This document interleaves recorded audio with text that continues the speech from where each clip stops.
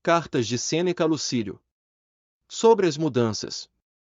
Carta 25. Caro Lucílio.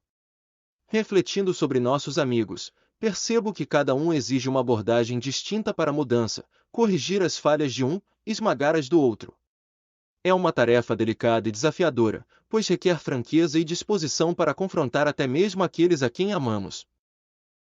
Você pode argumentar: como você espera orientar alguém com 40 anos? Sua personalidade está solidificada e imutável. Entretanto, acredito que não amamos verdadeiramente alguém se não estamos dispostos a confrontar suas fraquezas. Sei que parece difícil moldar alguém tão experiente, mas prefiro tentar do que desistir sem ao menos tentar. O veterano entre nossos amigos apresenta uma complexidade maior. Parece carregar um resquício de vergonha por seus erros passados, e é esse resquício que nos permite manter alguma esperança. Devemos abordá-lo com cuidado para evitar o desespero. Acredito que agora seja o momento ideal para nos aproximarmos dele, enquanto desfruta de um período de calmaria e parece ter corrigido seus equívocos. Embora outros possam ter sido enganados por essa aparente melhora, eu reconheço que as falhas ainda persistem, estando apenas adormecidas. Pretendo investir tempo nisso para ver se podemos causar alguma mudança. Quanto a você, sua coragem é notável. Prossegue sua jornada, aliviando-se do peso supérfluo. Devemos lembrar que, segundo a lei da natureza, o essencial é providenciado gratuitamente ou a um baixo custo. A verdadeira necessidade resume-se a pão e água.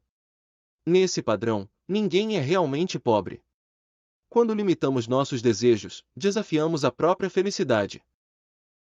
Epicuro uma vez disse: faça tudo como se Epicuro estivesse observando você.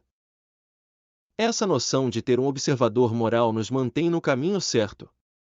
É nobre viver como agiríamos sob o olhar de uma pessoa íntegra, mas se agirmos como se estivéssemos sendo observados em tudo o que fazemos, mesmo na solidão, evitamos cair em comportamentos prejudiciais. Quando alcançar um nível de respeito próprio, poderá dispensar esse guardião imaginário. Até lá, seja guiado pela autoridade de alguém ilustre, alguém diante de quem até os mais fracos se conteriam. Esforce-se para ser alguém em cuja presença não ousaria pecar. Quando alcançar tal maturidade, permita-se seguir o conselho de Epicuro. O momento em que você mais deveria se retirar em si mesmo é quando você é forçado a estar entre a multidão. Procure companhia seletiva. Estar com qualquer pessoa é melhor do que estar consigo mesmo se ainda não desenvolveu a tranquilidade e autodisciplina necessárias. Lembre-se sempre: estar sozinho com um mau caráter é arriscado. Ao refletir sobre a mudança e as nuances de influenciar aqueles ao nosso redor, percebo que é uma jornada desafiadora, porém essencial. Cada pessoa demanda uma abordagem distinta, uma compreensão profunda de suas características e limitações.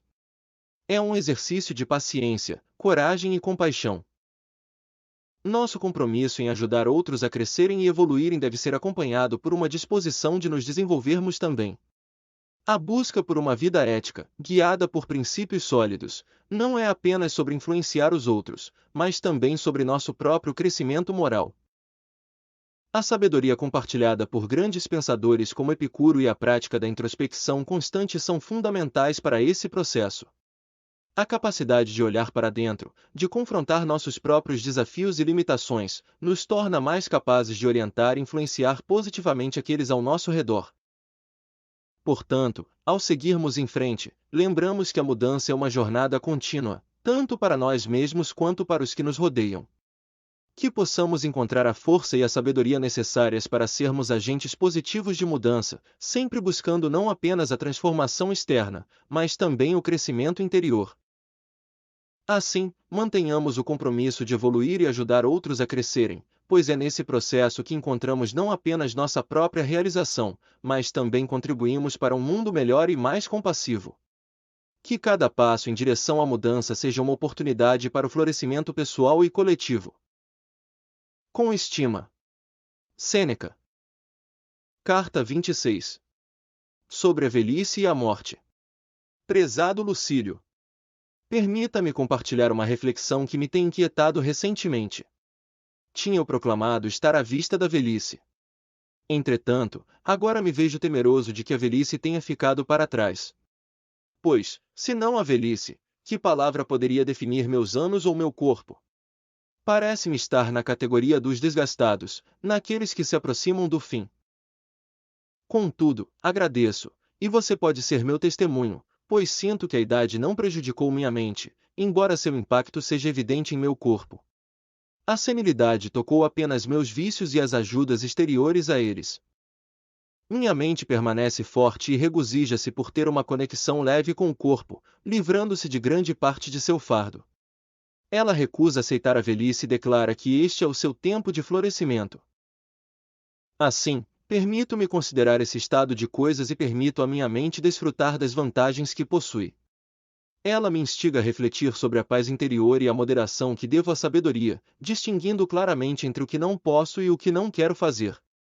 Afinal, por que deveria alguém lamentar ou considerar uma desvantagem o declínio das forças que naturalmente devem se esgotar? Talvez você pense, a maior desvantagem é o declínio gradual e a morte que se aproxima lentamente. No entanto, questiono se há um fim melhor do que deslizar suavemente em direção ao próprio refúgio, quando a natureza assim o ordena. Não é doloroso como um golpe repentino, mas sim uma retirada gradual. Assim, como se estivesse à beira de um teste final, observo-me e dialogo interiormente. Toda a demonstração que realizei até agora, seja em palavras ou ações, não vale nada. Tudo isso é apenas uma promessa efêmera de nosso espírito, envolta em muita artimanha. Deixo para a morte determinar meu verdadeiro progresso. Desprezo a opinião do mundo, bem como os estudos acumulados ao longo da vida, pois somente a morte proferirá o julgamento final. Aceito essas condições e não recuo diante dessa decisão. Essas palavras que me digo, gostaria que você as considerasse para si também. Apesar de ser mais jovem, isso não importa. A contagem dos anos não é fixa, e não se sabe onde a morte espera. Esteja sempre preparado para ela.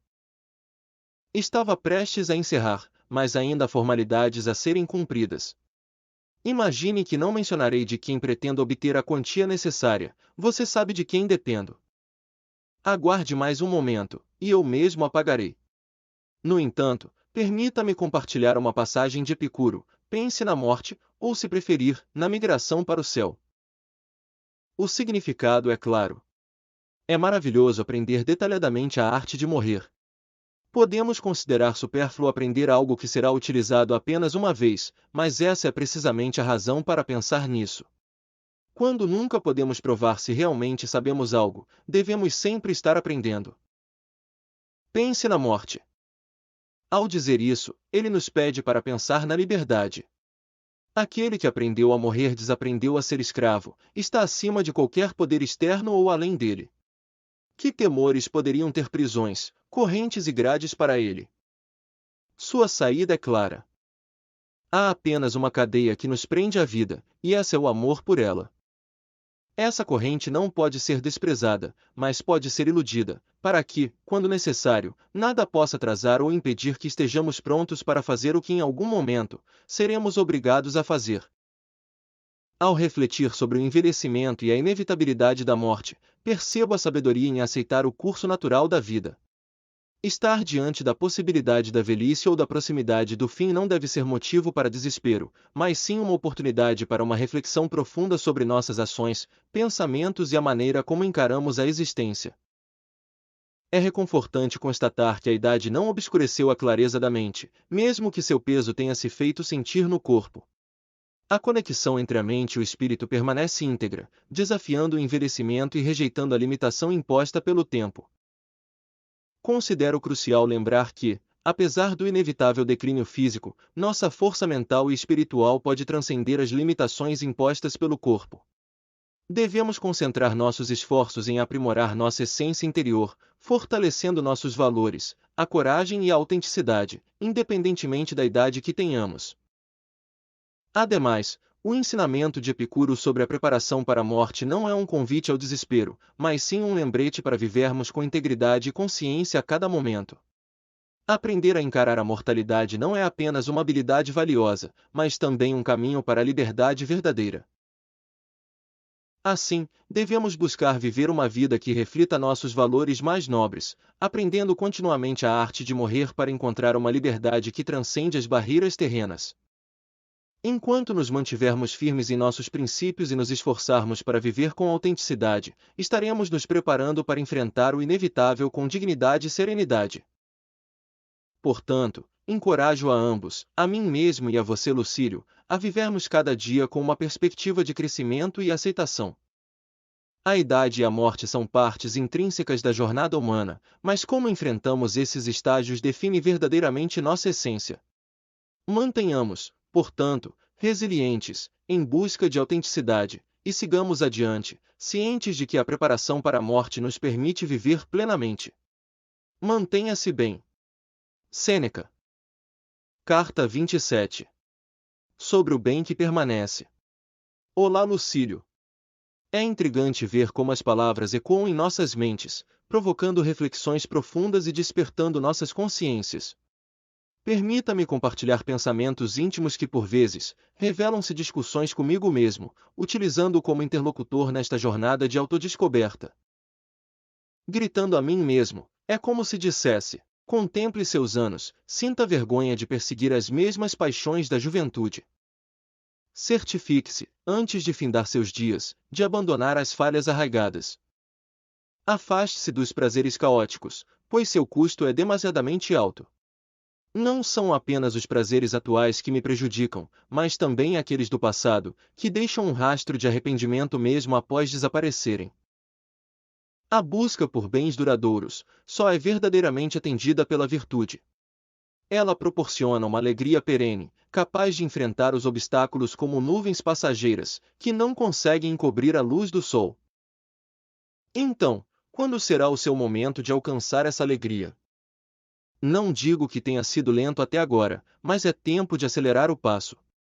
Há muito trabalho pela frente, exigindo cada hora de vigília e todos os esforços possíveis. Esta é uma tarefa pessoal, intransferível.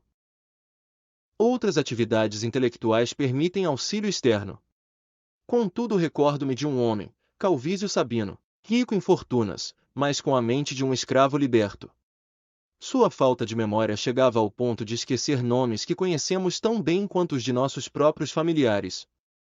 Esse homem, incapaz de recordar os nomes dos heróis de Troia e dos aqueus, se gabava de erudição. Ele encontrou um atalho para o conhecimento, adquiriu escravos, um para memorizar Homero, outro para Hesíodo, e um especial para cada um dos 9 poetas líricos. Gastava fortunas, e na presença dos convidados, solicitava que esses servos recitassem versos que, frequentemente, eram interrompidos no meio.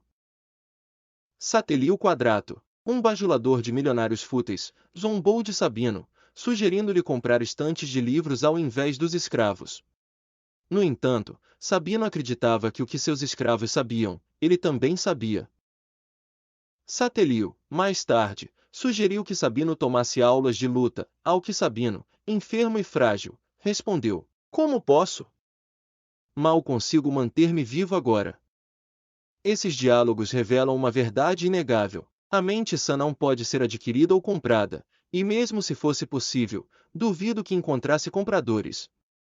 No entanto, mentes corrompidas são negociadas todos os dias.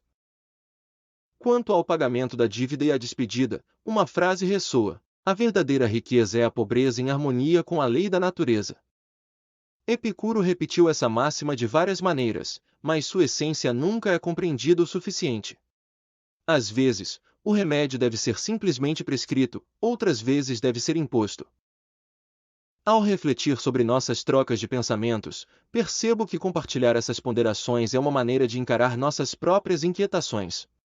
Nossas conversas, Lucílio, não são apenas um diálogo entre dois amigos, mas um mergulho profundo na busca por compreensão e evolução pessoal. Estamos diante da oportunidade de aprender com as experiências uns dos outros, de confrontar nossos vícios, buscar a virtude e nos distanciar das superficialidades passageiras que obscurecem o verdadeiro significado da vida.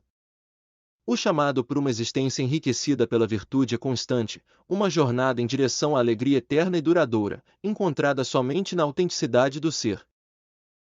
As histórias compartilhadas, como a de Sabino, são lembretes vívidos de que a verdadeira sabedoria não é comprada nem adquirida externamente, mas sim cultivada internamente através da reflexão, autoconhecimento e esforço pessoal.